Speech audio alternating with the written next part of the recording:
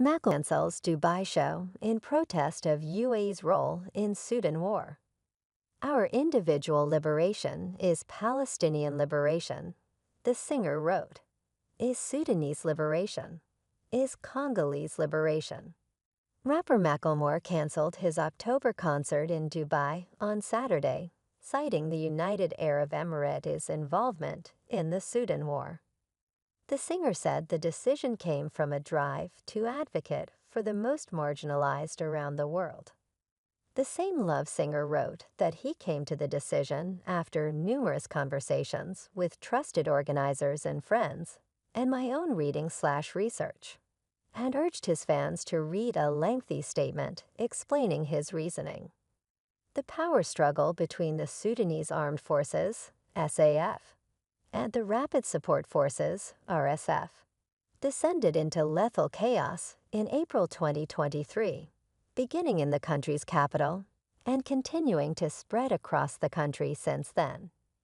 Per the International Rescue Committee, the conflict has killed at least 15,500 people, while some estimates are as high as 150,000.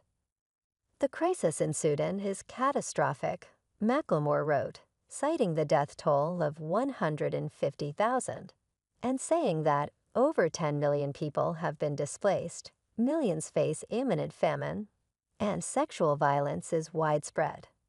While numerous external forces contribute to this crisis, advocates, organizers, journalists, and officials repeatedly highlight the UAE's role in funding the RSF militia as a major factor, he continued.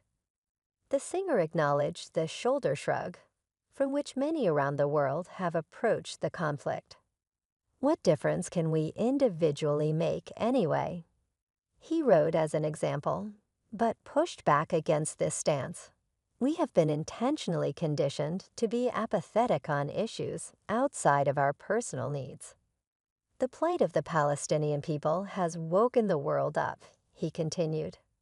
We have seen people around the globe protesting in the millions, college encampments, and widespread information through social media that has not only documented the last 10 months of genocide, but the last 76 years of ethnic cleansing and occupation in Palestine.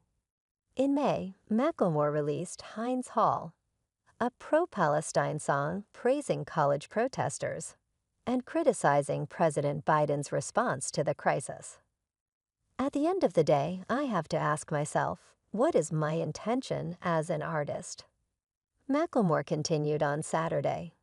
The last 10 months will have been learning what factors/motivators feed genocide and global systemic oppression.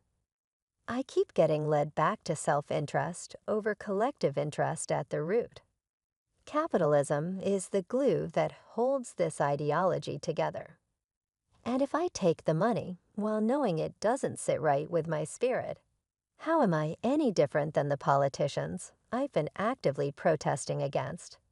How can I be outraged by their lack of integrity while compromising my own? How am I different than the countries that put dollars and power over human life? His statement concluded with a message of collective power. Although dismantling systemic oppression might not fully happen during my lifetime, our collective analysis is evolving, he wrote.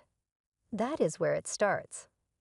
When we realize our individual liberation is Palestinian liberation, is Sudanese liberation, is Congolese liberation, we are being called in this moment to advocate for the most marginalized around the world, to put our own luxury and abundance aside for the collective pursuit of freedom and safety for all.